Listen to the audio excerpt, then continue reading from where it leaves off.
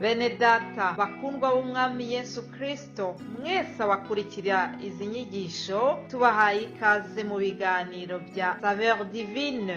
Ibi biganiro mu bitegurirwa n'abavuga butumwa bwiza batandukanye, akaba ari umuhamagaro ugendera ku ijambo ry'Imana byanditse mu gitabo cy'ubutumwa bwiza uko bwanditswe na Matayo ibice 24 umurongo wa 14. Kandi ubutumwa bwiza bw'ubwami buzigishwa mu isi yose ngo bube ubuhamya bwo guhamiriza amahanga yose, nibwo imperuka izahera ko ize. Ibi biganiro mubikurikira ku channel ya YouTube yitwa SAVEUR DIVINE. Tubifurije kugubwa neza. Imana Data ari nayo so ibaha umugisha.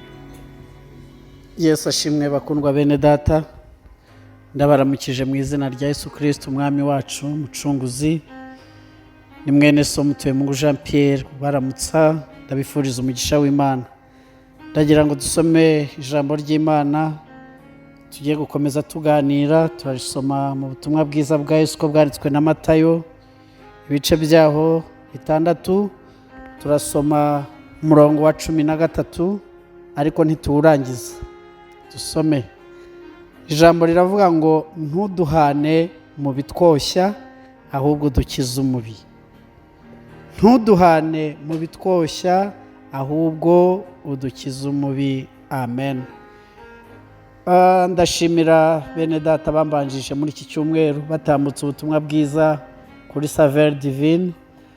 Nanjye nongeye kuguha ikaze, dukomeza tuganira dusesengura iri sengesho rya Data wa twese wo mu ijuru. Icyo Yesu yashakaga kubwira abigishwa be gusengera ni iki? Ko atangira hejuru mu kiganiro, abigishwa baramubwira ngo twigishe gusenga, nawe akomeza abigisha gusenga. Hejuru hari andi masengesho yatangiye, ariko bagera no kuri iri arababwira ngo nimujya musenga so mu ijuru, mujye muvuga ngo ntuduhane mu bitwoshya, ahubwo dukize umubi. Kubera iki yavuze ngo ntuduhane mu bitwoshya? Aha birerekana ko Yesu azi ko hari amoshya aradutegereje, kandi amoshya ari impande zose. Ibyatwoshya biri aho dukorera, biri aho amaso yacu yirirwa, biri mu mpande zose z'isi zitugose. Amoshya tugendana nayo mu ngendo, mu bucuruzi, mu mirimo myinshi tugenda duhura n'amoshya. Ariko ashaka kwerekana ko nubwo umuntu yaneshwa n'amoshya, hari imbaraga z'Imana zamuneshereza. Aravuga ngo ntuduhane mu bitwoshya, ahubwo udukize umubi. Kubera iki? Yarazi ko umubi afite imbaraga. Yesu avuga ku mubi yaravuze ngo ni umujura, kandi ngo umujura ntazanwa n'ikindi uretse kwiba no kwica no kurimbura. Azi rero imbaraga za Satani, kuko arabizi ko yoheje abamarayika ubwo Satani yibonaga ari mu ijuru ngo agumura, akurayo 1/3 cy'abamarayika. Ntabwo tuzi umubare wabo, ariko Bibiliya ivuga 1/3 cy'abamarayika. Bivuze ngo aroshya kugeza ku rwego yoheje abamarayika. Urumva koshya umuntu ubwo rero ni ibintu byoroshye. Ariko Yesu abwira abigishwa ngo mu ijuru hari imbaraga zizavayo z'Imana zizabashoboza kunesha amoshya. Haleluya. Ntuduhane mu bitwoshya, ahubwo udukize umubi.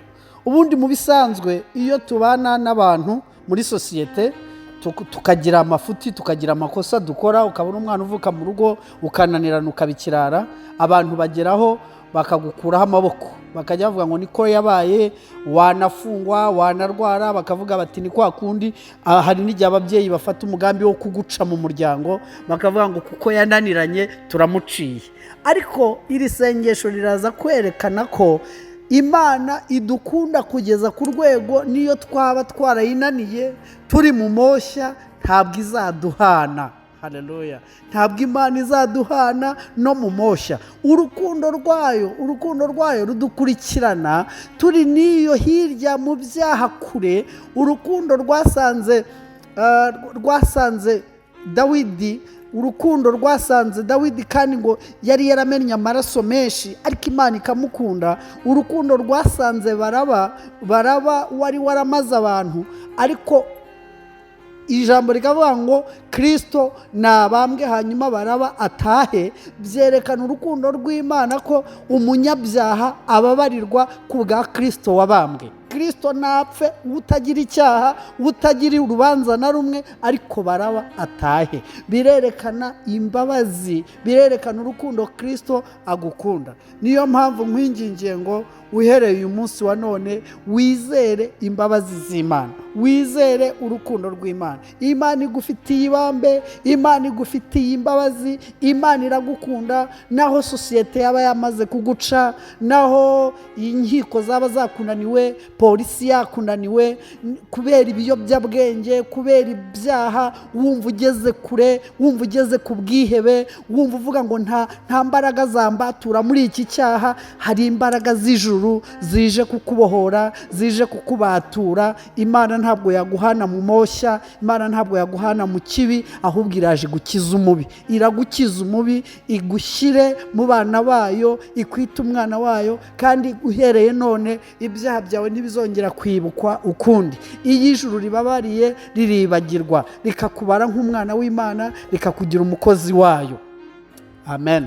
Mbese wizeye ibyo? Mbese wizeye ko nubwo ibyo wacumuye ari byinshi ariko wababarirwa? Senga iri sengesho rivuga ngo Mwami ntumpane mu binyoshya, ahubwo unkize umubi.